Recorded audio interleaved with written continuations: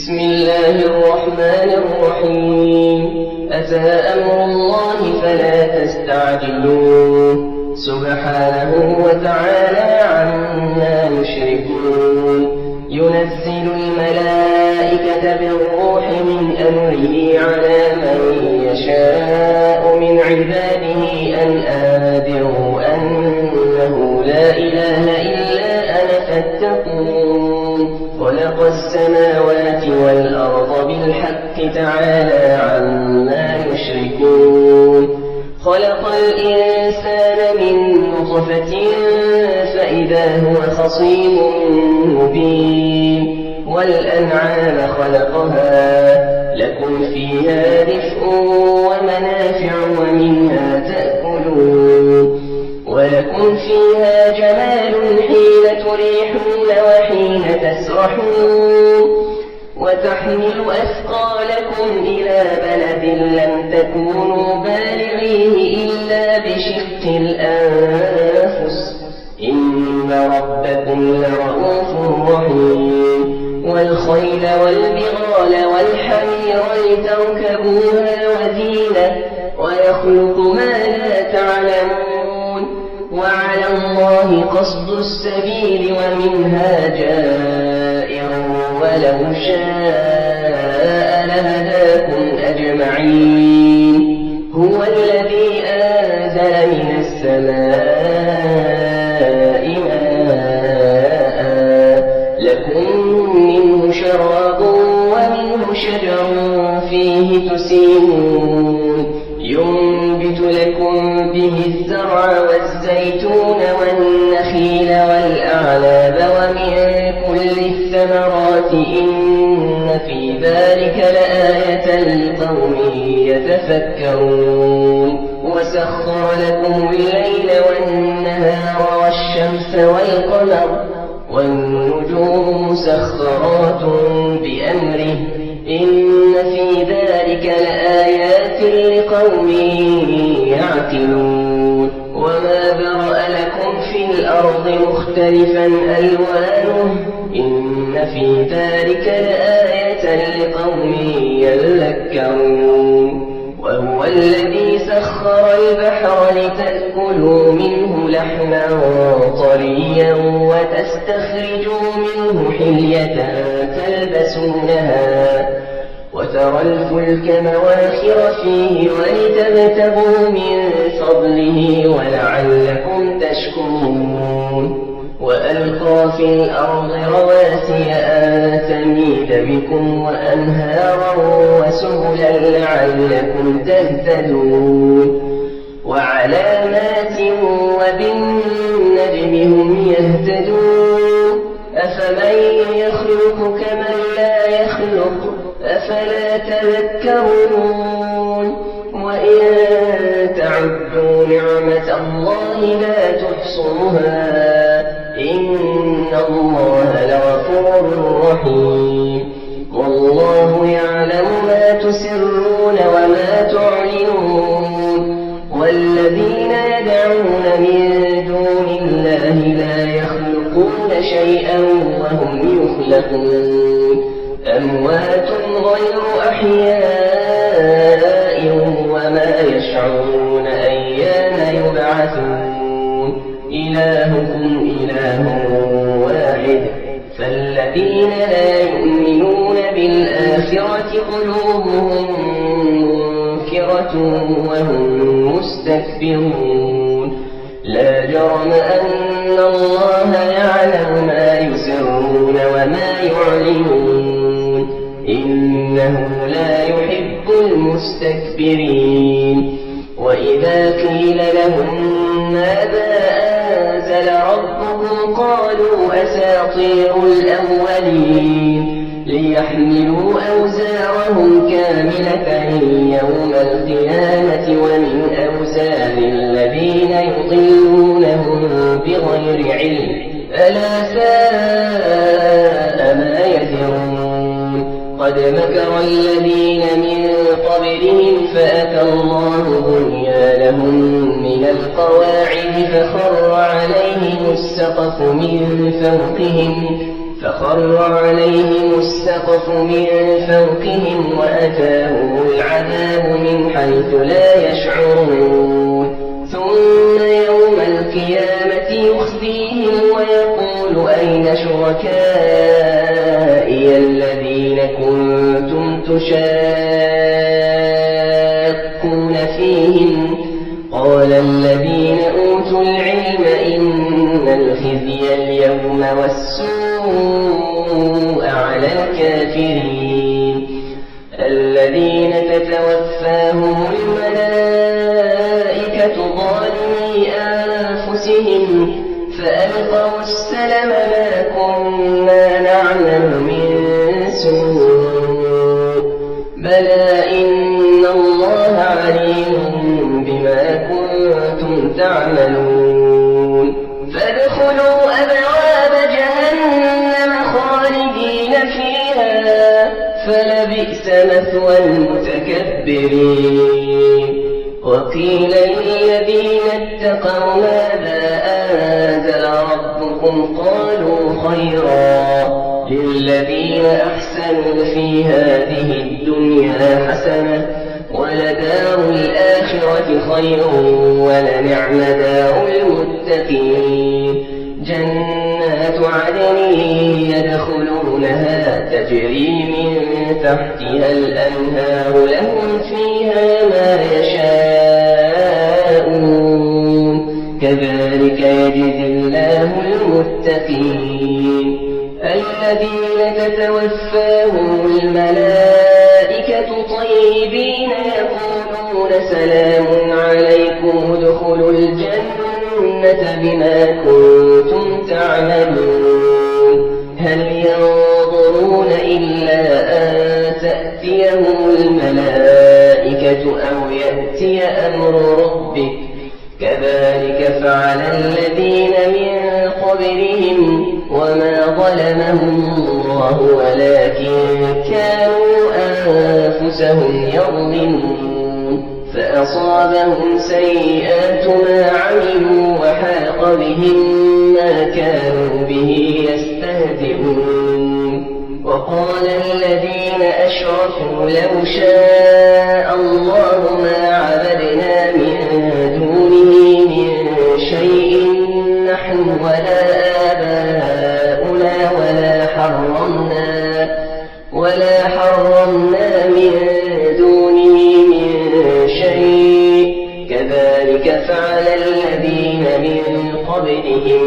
فهل على الرسل إلا البلاغ المبين ولقد بعثنا في كل أمة رسولا أن اعبدوا الله واجتنبوا الطاغوت فمنهم من هدى الله ومنهم من حقت عليه الضلالة فسيروا في الأرض فانظروا كيف كان عاقبة المكذبين إن تحرص على هداهم فإن الله لا يهدي من يضل وما لهم من ناصرين وأقسموا بالله جهد أيمانهم لا يبعث الله من يموت بلى وعدا عليه حقا ولكن أكثر الناس لا يعلمون ليبين لهم الذي يختلفون فيه وليعلم الذين كفروا أنهم كانوا كاذبين إنما قولنا لشيء إذا أردناه أن نقول له كن فيكون والذين هاجروا في الله من بعد ما ظلموا لنبوئنهم في الدنيا حسنة ولأجر الآخرة أكبر لو كانوا يعلمون الذين صبروا وعلى ربهم يتوكلون وما أرسلنا من قبلك إلا رجالا نوحي إليهم فاسألوا أهل الذكر إن كنتم لا تعلمون بالبينات والزبر وأنزلنا إليك الذكر لتبين للناس ما نزل إليهم ولعلهم يتفكرون أفأمن الذين مكروا السيئات أن يخسف الله بهم الأرض أو يأتيهم العذاب من حيث لا يشعرون أو يأخذهم في تقلبهم فما هم بمعجزين أو يأخذهم على تخوف فإن ربكم لرؤوف رحيم أولم يروا إلى ما خلق الله من شيء يتفيأ ظلاله عن اليمين والشمائل سجدا لله وهم داخرون ولله يسجد ما في السماوات وما في الأرض من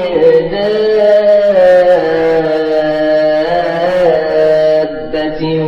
والملائكة وهم لا يستكبرون يخافون ربهم من فوقهم ويفعلون ما يؤمرون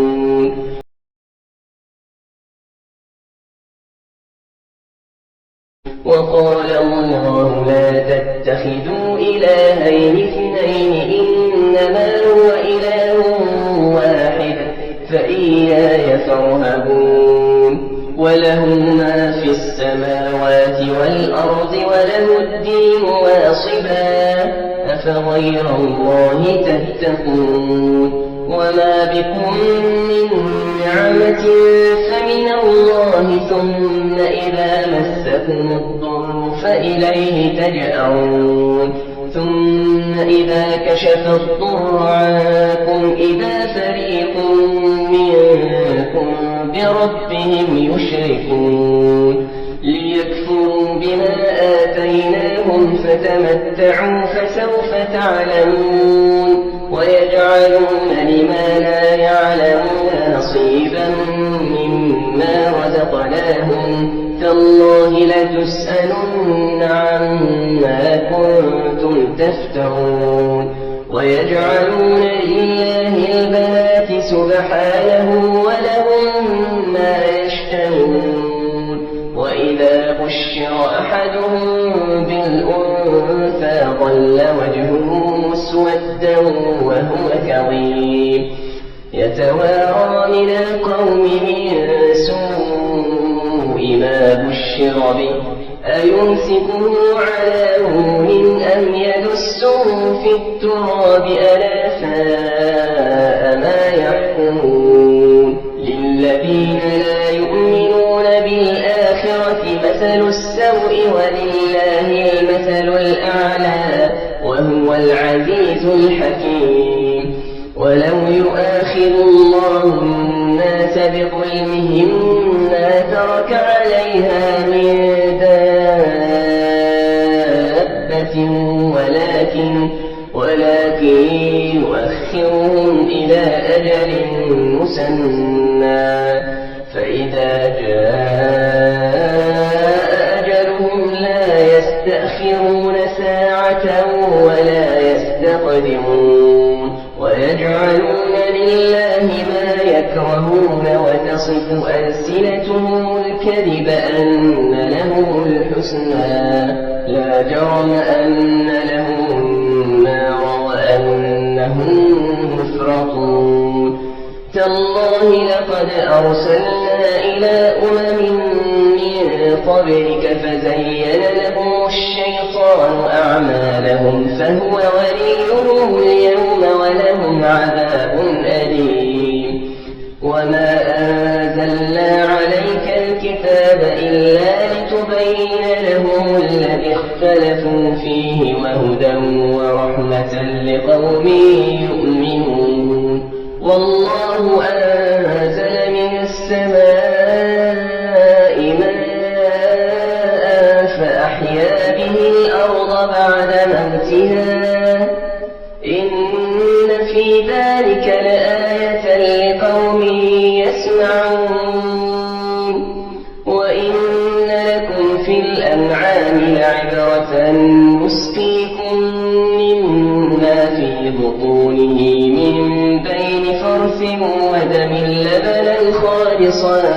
سائغا للشاربين ومن ثمرات النخيل والأعناب تتخذون منه سكرا ورزقا حسنا إن في ذلك لآية لقوم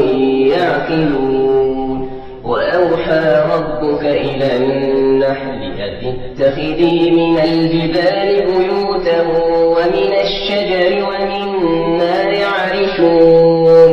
ثم كلي من كل الثمرات فاسلكي سبل ربك ذللا يخرج من بطونها شراب مختلف ألوانه فيه شفاء للناس إن في ذلك لآية لقوم يتفكرون والله خلقكم ثم يتوفاكم ومنكم من يرد إلى أرذل العمر لكي لا يعلم بعد علم شيئا إن الله عليم قدير والله فضل بعضكم على بعض في الرزق فما الذين فضلوا براد رزقهم على ما ملكت أيمانهم فهم فيه سواء أفبنعمة الله يجحدون والله جعل لكم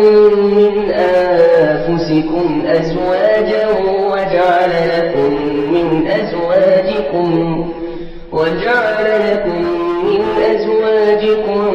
بنين وحفدة ورزقكم من الطيبات أفبالباطل يؤمنون وبنعمة الله هم يكفرون ويعبدون من دون الله ما لا يملك لهم رزقا من السماوات والأرض شيئا ولا يستطيعون فلا تضربوا لله الأمثال إن الله يعلم وأنتم لا تعلمون ضرب الله مثلا عبدا مملوكا لا يقدر على شيء ومن رزقناه منا رزقا حسنا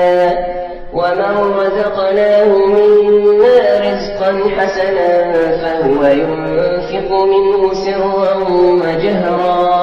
هل يستوون الحمد لله بل أكثرهم لا يعلمون وضرب الله مثلا رجلين أحدهما أبكم لا يقدر على شيء وهو كل على مولاه أينما يوجهه لا يأتي بخير هل يستوي هو ومن يأمر بالعدل وهو على صراط مستقيم ولله غيب السماوات والأرض وما أمر الساعة إلا كلمح البصر أو هو أقرب إن الله على كل شيء قدير والله أخرجكم من بطون أمهاتكم لا تعلمون شيئا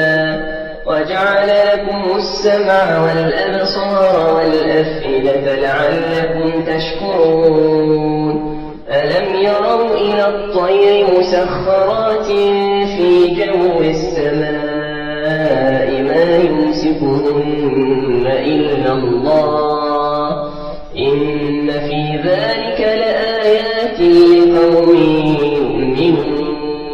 والله جعل لكم من بيوتكم سكنا وجعل لكم من جلود الأنعام بيوتا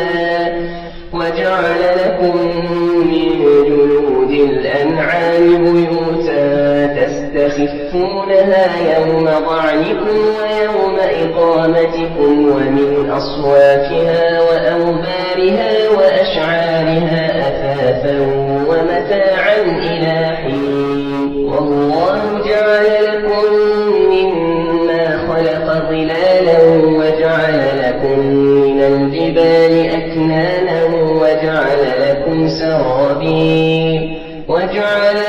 سرابيل تقيكم الحر وسرابيل تقيكم بأسكم كذلك يتم نعمته عليكم لعلكم تسلمون فإن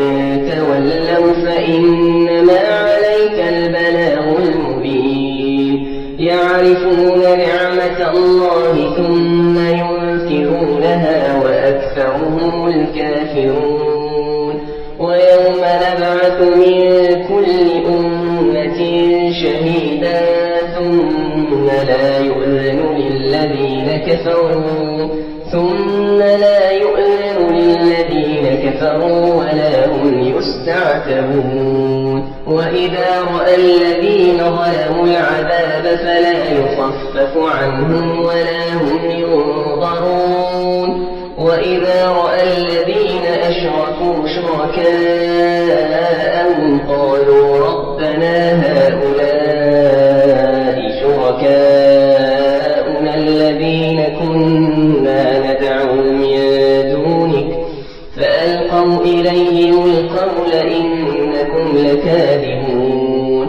وألقوا إلى الله يومئذ السلم وضل عنهم ما كانوا يفترون الذين كفروا وصدوا عن سبيل الله زدناهم عذابا فوق العذاب بما كانوا يفسدون ويوم نبعث في كل أمة شهيدا عليهم من أنفسهم وجئنا بك شهيدا على هؤلاء ونزلنا عليك الكتاب تبيانا لكل شيء وهدى ورحمة وبشرى للمسلمين إن الله يأمر بالعدل والإحسان وإيتاء ذي القربى وينهى عن الفحشاء والمنكر والبغي يعظكم لعلكم تذكرون وأوفوا بعهد الله إذا عاهدتم ولا تنقضوا الأيمان بعد توكيدها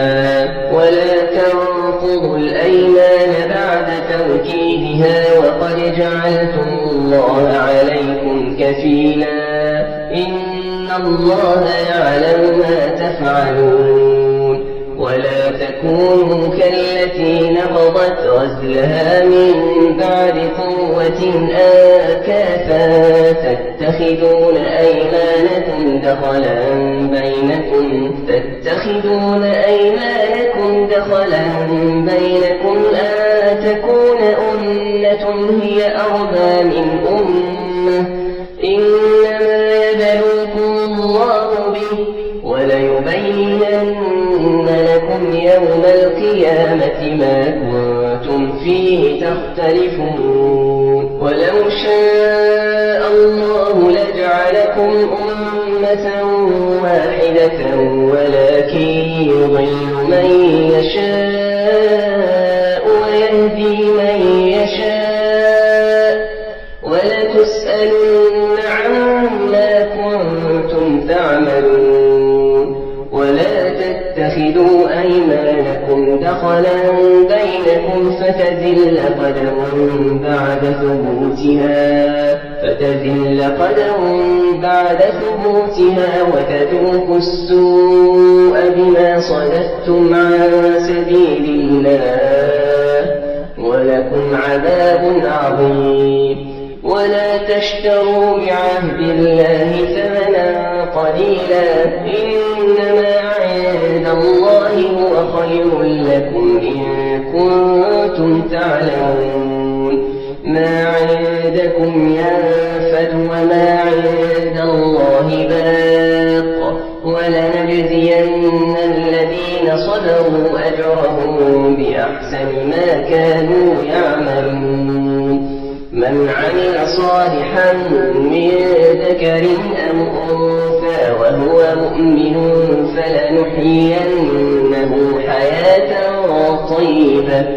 ولنجزينهم أجرهم بأحسن ما كانوا يعملون فإذا قرأت القرآن فاستعذ بالله من الشيطان الرجيم إنه ليس له سلطان على الذين آمنوا وعلى ربهم يتوكلون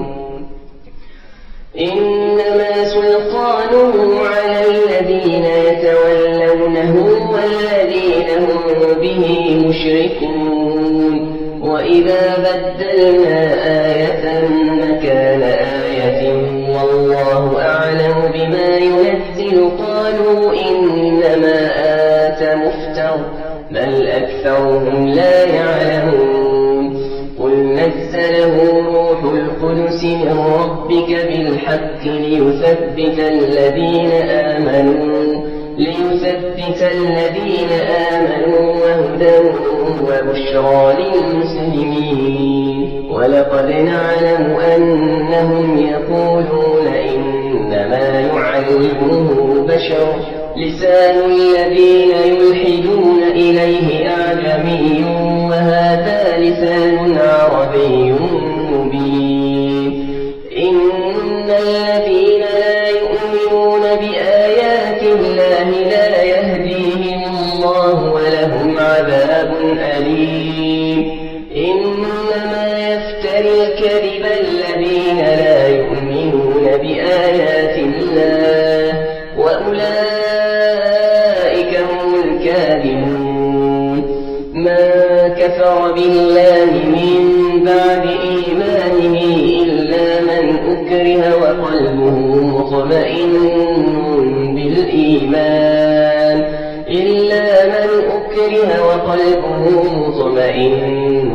بالإيمان ولكن من شرح بالكفر صدرا فعليهم غضب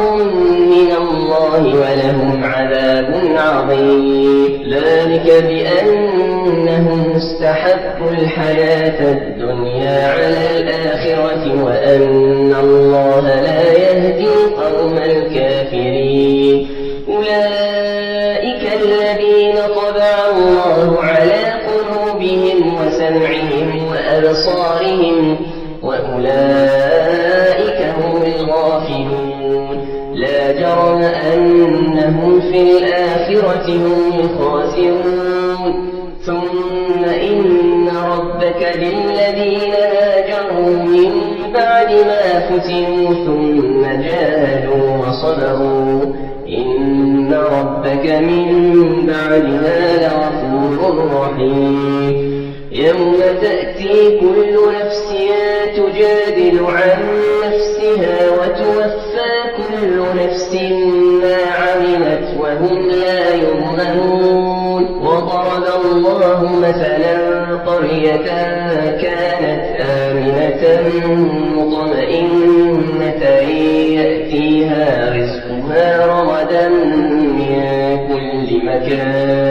يأتيها رزقها رغدا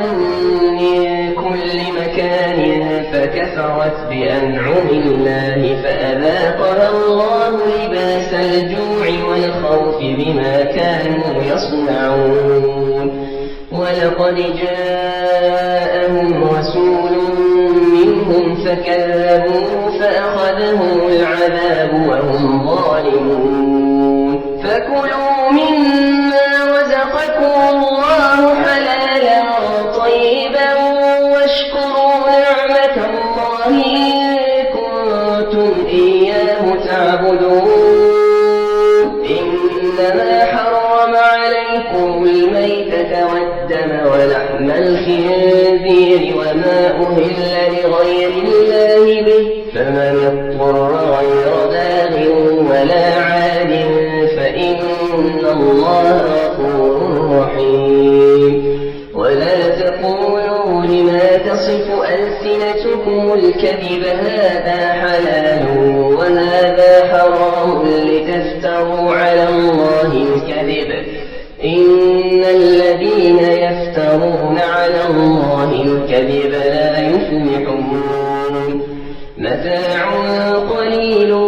ولهم عذاب أليم وعلى الذين هادوا حرمنا ما قصصنا عليك من قبل وما ظلمناهم ولكن كانوا أنفسهم يظلمون ثم إن ربك للذين عملوا السوء بجهالة ثم تابوا من بعد ذلك وأصلحوا إن ربك من بعدها لغفور رحيم إن إبراهيم كان أمة قانتا لله حنيفا ولم يك من المشركين شاكرا لأنعمه اجتباه وهداه إلى صراط مستقيم وآتيناه في الدنيا حسنة وإنه في الآخرة لمن الصالحين ثم أوحينا إليك أن اتبع ملة إبراهيم حنيفا وما كان من المشركين إنما جعل السبت على الذين اختلفوا فيه وإن ربك ليحكم بينهم يوم القيامة فيما كانوا فيه يختلفون ادع إلى سبيل ربك بالحكمة والموعظة الحسنة وجادلهم بالتي هي أحسن إن ربك هو أعلم بمن ضل عن سبيله وهو أعلم بالمهتدين وإن عاقبتم فعاقبوا بمثل ما عوقبتم به ولئن صبرتم لهو خير للصابرين واصبر وما صبرك إلا بالله ولا تحزن عليهم ولا تك في ضيق مما يمكرون إن الله مع الذين اتقوا والذين هم محسنون